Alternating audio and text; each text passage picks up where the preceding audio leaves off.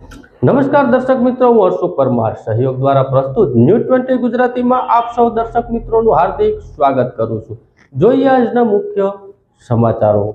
જૂનાગઢ જિલ્લા પંચાયતના પદાધિકારીઓ અને અધિકારીઓનો વિવાદ ચરમસીમાએ પહોંચ્યો છે। જિલ્લા પંચાયતની આજે ફરીવાર બજેટ બેઠક યોજાઈ હતી, જેમાં 30 સભ્યોમાંથી 19 સભ્યો ગેરહાજર રહેતા ભાજપનો વિવાદ ખુલીને સામે આવ્યો છે। વાત કરવામાં આવે તો થોડા દિવસ પહેલા જૂનાગઢ જિલ્લા પંચાયતની બજેટ બેઠક યોજાઈ હતી। આ બેઠકમાં ડીડીઓ અને સભ્યના પતિ દિનેશ ખટારિયા વચ્ચે વિવાદ થતા સભ્યોએ વોકઆઉટ કરી ચાલ્યા ગયા હતા। ત્યારબાદ આજે ફરીવાર અગાઉની બાકી રહેલી બેઠકનું આયોજન કરવામાં આવ્યું હતું। આ બેઠકમાં કુલ 30 સભ્યોમાંથી માત્ર કોરમ પૂરું થાય એટલા જેમ કે 11 સભ્યો જ હાજર રહ્યા હતા। 8 સભ્યોએ રજા રિપોર્ટ મૂક્યો હતો અને ઉપરાંત 11 જેટલા સભ્યો રજાથી ગેરહાજર રહેતા ભાજપમાં ચાલતો વિવાદ હવે ખુલીને સામે આવ્યો છે। પ્રમુખ સહિતના સભ્યોએ હાજર રહીને બજેટને મંજૂર કર્યું હતું અને જે સભ્યો ગેરહાજર રહ્યા હતા તેની પાસેથી વિગતવાર ખુલાસો માંગવા તેમજ જાણ પ્રદેશ ભાજપને કરવાની વાત ઉચ્ચારી હતી। જ્યારે ડીડીઓએ પોતાની નિયમ મુજબની વાત જાળવી રાખી હતી અને કહ્યું હતું સભ્ય હશે તેને જ પ્રવેશ આપવામાં આવશે, તે સિવાયના કોઈને પ્રવેશ આપવામાં આવશે નહીં। બજેટ બેઠક હતી, શું ચર્ચાઓ થઈ, કયા મુદ્દાઓ ગઈ 24 માર્ચ ની અમારી સામાન્ય સભા અને બજેટની સભા હતી। કોઈ કારણોસર અમે મુલતવી રાખેલી। આજે જે બેઠક મળી એમાં અમારા 13 સભ્ય હાજર રહ્યા અને 8 જણાએ પહેલેથી જ રજા મંજૂર કરાવેલી, કોઈને દવાખાનાનું કે અન્ય કોઈ કામો હતા। પણ આજે અમારી સામાન્ય સભામાં બજેટ રજૂ કરવામાં આવ્યું અને બહુ સારા માહોલમાં બજેટ રજૂ થયું અને જે સભ્યશ્રીના મુદ્દાઓ હતા એ જે તે શાખા અધિકારીઓને રજૂઆતો કરવામાં આવી અને એને યોગ્ય જવાબ મળ્યો છે અને યોગ્ય નિરાકરણ થયું છે। એટલે આજની જે સભા છે એ સામાન્ય રીતે સારા માહોલમાં થઈ શકી છે। એ બજેટનો નિર્ણય હતો, શું નિર્ણય હતો? બજેટ મંજૂર થયું ના મંજૂર? બજેટ સંપૂર્ણ મંજૂર થઈ ગયું છે અને એમાં કોઈનો વાંધો કે વિવાદ હતો નહીં, એટલે બજેટ મંજૂર કરવામાં આવ્યું છે। હરેશભાઈ, બીજી એવી વાત આવે છે કે ભાજપના હોદ્દેદારો જે સભ્યો છે તેમાં વિવાદ હતો, અમુક સભ્યો ના પાડતા હતા, અમુક હા પાડતા હતા, આ શું વાત છે? એવું હજી મારા ધ્યાન પર આવ્યું નથી, તો કદાચ બારોબારથી આપને વાત મળી હશે તો હું અવશ્ય પાર્ટીનું ધ્યાન દોરીશ અને હું એમને પૂછીશ કે તમે કયા કારણોસર સભામાં હાજર નથી રહ્યા, બજેટ સત્રમાં કેવી રીતે હાજર નથી રહ્યા અને એનો ખુલાસો માંગી જવાબ માંગીશ અને હું એવું હશે તો હું પાર્ટીનું ધ્યાન દોરીશ। बैठक હતી, कौन से मुद्दे चर्चा हुई, कितने सभ्य हाजिर थे, कितने गैरहाजिर? बेसिकली आज हमारी सामान्य सभा की बजट की मीटिंग थी। बजट के लिए मीटिंग था जो कि 24 तारीख को थी, वो किन्हीं कारणों से मुलतवी रखा गया था और आज उसकी मीटिंग था। तो सभ्यों की एग्जैक्ट संख्या आप हाजिरी पत्रक से आपको जानकारी मिल जाएगा। तो मीटिंग हुआ अभी शांतिपूर्वक अच्छे से। तो सर, आपने जो परिपत्र किया था वो जो सभ्य हुए आ सकते हैं, वो क्या परिपत्र? नहीं, परिपत्र तो ऐसा है कि जो पंचायत का अधिनियम है और जो रूल्स हैं उसमें सभ्य ही आ सकते हैं ना। कोई भी, मान लीजिए आप पार्लियामेंट हो चाहे अपनी स्टेट लेजिस्लेचर हो, विधानसभा हो, उसमें ऐसा नहीं होता कि सभ्यों की जगह पे कोई और बैठता है। तो वैसा ही सेम जोगवाई जिला पंचायत के लिए या फिर इवन ग्राम पंचायत तक यही जोगवाई होती है कि ऐसा कोई उनके वती नहीं बैठेगा। तो थोड़ा ये मे भी शायद यहाँ पे कुछ प्रथा चलती होगी। तो हमने पिछले 1-1.5 साल से प्रयास कर रहे थे, 1.25 साल से, कि जो मेंबर है वहीं बैठे, क्योंकि सरकार का जो हेतु है कि महिलाओं का उत्थान हो और महिलाओं का सशक्तिकरण हो, अगर वो आएंगे ही नहीं तो उनका फिर होगा कैसे, मतलब। तो उसके ध्यान में रखते हुए और जो रूल्स हैं, तो हमने कुछ ऐसा नहीं है कि नया किया है, रूल्स के हिसाब से जो रूल है उन्हीं को रिपीट या परिपत्र में किया है। सर, ऐसी कोई कचेरी है और जो चेयरमैन की कचेरी होती है वहाँ उसके जो सभ्य है और जो चेयरमैन है उसके अलावा दूसरा कोई बैठता है, इसी भी फरियाद आती है? नहीं, फरियाद आती है तो हमने सभी को इसीलिए मार्गदर्शन दिया है कि जो मेंबर्स हैं वो, जो चेयरमैन है वो खुद ही अपनी सीट पे बैठे। बाकी उससे क्या है कि जो एक संस्थागत व्यवस्था है सरकार ने किया हुआ है और जो कायदा में व्यवस्था है वो व्यवस्था के अनुरूप ही कार्यवाही होनी चाहिए, नहीं तो फिर इसका नुकसान संस्था को भी होता है और जो पद की गरिमा है उसको भी ठेस पहुंचती है। तो इसके लिए हमने बड़ा विनम्रता पूर्वक पिछले 3-4 सामान्य सभा से सभी को हम ये बात का मैसेज देते हैं और लिखित में भी सभी को जो कायदा की जोगवाई है उसका जान भी किया। જૂનાગઢ મહાનગરપાલિકાના ફેશન અને કટરસના શ્લોક સાથે ગૌશાળામાં ગિરનાર ગ્રુપ દ્વારા 11 મણ લાડવા, વિજયભાઈ કાપડિયા તરફથી 80 મણ લીલી મકાઈ અને કમલેશભાઈ મનસુખભાઈ તરફથી 500 રૂપિયા રોકડાનું દાન મળ્યું। જૂનાગઢ મહાનગરપાલિકા સંચાલિત ગૌશાળામાં શાળામાં ગિરનાર ગ્રુપ દ્વારા 11 મણ લાડવા વિજયભાઈ કાપડિયા તરફથી 80 મણ લીલી મકાઈ અને કમલેશભાઈ મનસુખભાઈ તરફથી 500 રૂપિયા રોકડાનું દાન મળ્યું હતું. જૂનાગઢ મહાનગરપાલિકા દ્વારા શહેરને સ્વચ્છ રાખવા માટે જાહેરમાં ઘાસચારો વેચતા અને નાખતા ઇસમો સામે કાયદેસરની કાર્યવાહી કરવા કમિશનર દ્વારા આદેશ કરવામાં આવ્યો છે.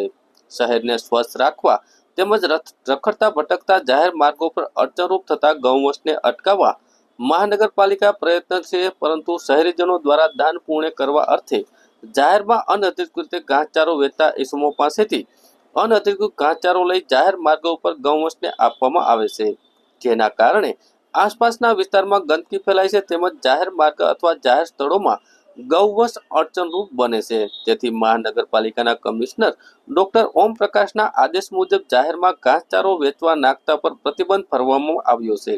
તેમજ ખામધ્રો ટોરેન્ટો ગેસ પાસેની ગૌશાળા, આવડ મંદિર પાસેની ગૌશાળા અથવા સુખના ચોક સાવજના ડેલા પાસે આવેલી ગૌશાળામાં ઘાસચારો કરવાનું દાન મહાનગરપાલિકા દ્વારા સૂચન કરવામાં આવ્યું છે.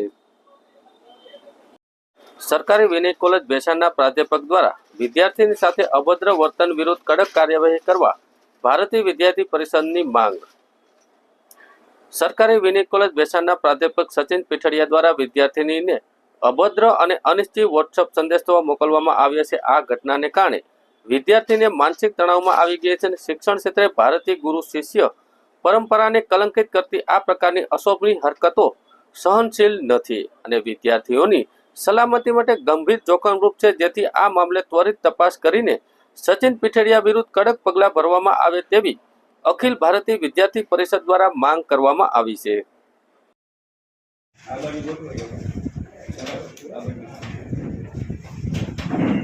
નમસ્તે સર, અમે લોકો અખિલ ભારતીય વિદ્યાર્થી પરિષદ વિવિધ સામાજિક અગ્રણીઓ સાથે રહી બધા લોકો આજે તમારી વિષય લઈને આવ્યા છીએ. જે વિષયની અંદર આપણે ત્યાં વિનિયન કોલેજ ભેસાણની છે સરકારી એની અંદર જે અધ્યાપક દ્વારા આ વિષયની અંદર છે અમારી વિદ્યાર્થી પરિષદ અને બધા લોકોની એક વિશેષ રજૂઆત એ છે કે આ કેમ્પસની અંદર જે બહેનો ભણવા આવી હોય એ બહેનો 12 પૂરું કરીને આવી છે. 12 + 5 17 વર્ષ જેવી ઉંમર છે બહેનો, બીજું 17 થી 18 વર્ષની વચ્ચેની ઉંમરવાળા બધા બહેનો અભ્યાસ કરે છે. એટલે મોટા ભાગની બહેનો હજી નાબાલિગ પણ નથી. આવા કેમ્પસની અંદર જ્યારે કોઈ આવો પ્રાધ્યાપક કૃત્ય કરતો હોય ત્યારે વિદ્યાર્થીની અંદર સ્વાભાવિક રીતે ડર હોય. એટલે સમાચાર પત્રોની અંદર 2 દિવસથી 3 દિવસથી પ્રસારિત એને કીધું પછી તમે ફરિયાદી બની જાઓ, અમે તમને કેમ ના પાડીએ છીએ. ત્યારે મેં તમને કેટલું કન્વિન્સ કર્યા હતા કે તમે કોઈ મેટર બની હોય તો તમે ફરિયાદી થાઓ. એવી જોગવાઈ છે કે મટીરીયલ આપવાનું હોય છે કોલેજમાંથી 50 માર્ક એમને સસ્પેન્ડ કરવાનો ઓર્ડર નથી આવતા કે એમની સાથેની કોઈ કાર્યવાહી નથી લેવાતી.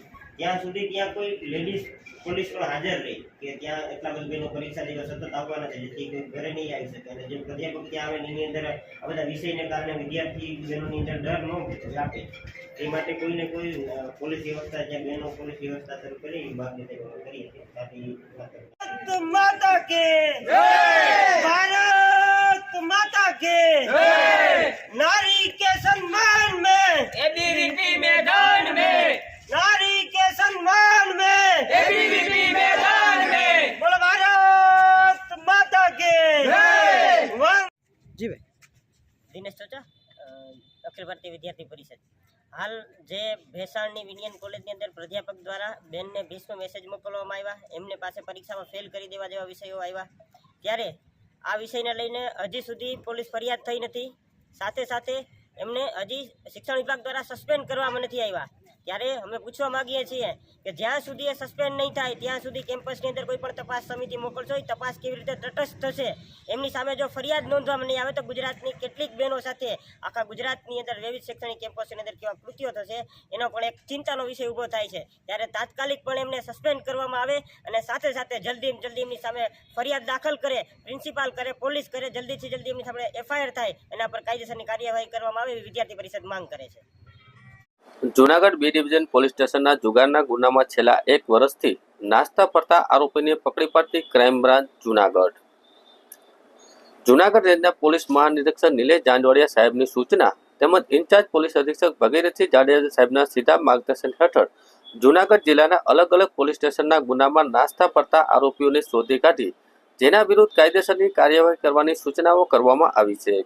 જે અન્વયે ક્રાઇમ બ્રાન્ચ પોલીસના પોલીસ ઇન્સ્પેક્ટર જે પટેલના માર્ગદર્શન હેઠળ ક્રાઇમ બ્રાન્ચના police sub inspector D K. Zala, Y P Hadiya તેમજ સ્ટાફના માણસો સતત પ્રયત્નશીલ હોય તે દરમિયાન એએસઆઈ નિકુલ એમ પટેલ અને પહેલી police head constable Vajrajsinh Chudasama, Jitesh Maru અને પોલીસ કોન્સ્ટેબલ ચેતનસિંહ સોલંકી, દીપકભાઈ બળવા, દીપકભાઈ ચૌહાણને ખાનગી રાહે ચોક્કસ બાતમી હકીકત મળી કે બી ડિવિઝન પોલીસના જુગારધારાની કલમ 12A મુજબના ગુનાના કામે છેલ્લા 1 વર્ષથી નાસ્તો પડતો આરોપી નરેશ જ્ઞાનચંદભાઈ કોટક જુનાગઢ વાળો હાલ જુનાગઢ ગાંધી ચોક પાસે હોવાની હકીકતના આધારે ઉપરોક્ત આરોપીની તપાસ કરતા મળી આવતા પકડી પાડી ઉપરોક્ત ગુનાના કામે હસ્તગત કરીને કાર્યવાહી કરવામાં આવી છે। આર્ય સમાજ વિસાવદર દ્વારા છેલ્લા 35 વર્ષ થયા નેત્રયજ્ઞ અંગેનું અનેકવિધ આરોગ્યલક્ષી અનેકવિધ કાર્યક્રમોનું આયોજન કરવામાં આવે છે। અમારા પ્રેરણા સ્ત્રોત એવા પૂજ્ય વસ્તાભાઈ કાળાભાઈ ચૌહાણની પ્રેરણાથી આ કાર્ય કરવામાં આવે છે। અહીંયા જે દર્દીઓ આવે એ બધા દર્દીઓને ઓપરેશન માટે ચેક કરવામાં આવે છે, એને ભોજનની વ્યવસ્થા કરવામાં આવે છે। ઓપરેશન માટે રણછોડદાસ ચેરિટેબલ ટ્રસ્ટની અંદર એને મોકલવામાં આવે છે। ત્યાં એનું ઓપરેશન, કાળા ચશ્મા, દવા, ટીપા, રહેવા, જમવાની તમામ વ્યવસ્થા ફ્રી ઓફ ચાર્જ કરવામાં આવે છે। છેલ્લા 35 વર્ષથી આ કામગીરી જે છે એની અંદર ઘણા બધા લોકો જે છે એ સહયોગી થાય છે। ડૉક્ટર જગદીશભાઈ, કિશોરભાઈ રીબડિયા, પીટી વૈષ્ણવ સાહેબ, મણિભાઈ રીબડિયા, આ બધા લોકો જે છે એમનો પૂર્ણ સહયોગ મળે છે અને એમના સહયોગથી આ કાર્ય થાય છે। છેલ્લા ઘણા વર્ષથી આ રોજ દર મહિનાના કેમ્પની અંદર દર મહિનાના છેલ્લા શુક્રવારે આ કેમ્પનું આયોજન કરવામાં આવે છે। એમાં સરેરાશ 70થી 75 દર્દીઓને ઓપરેશન માટે મોકલવામાં આવે છે। ઓપરેશન કર્યા પછી એને ફોલોઅપ માટે પણ દર મંગળવારે અહીંયા ફોલોઅપનું કાર્ય પણ કરવામાં આવે છે।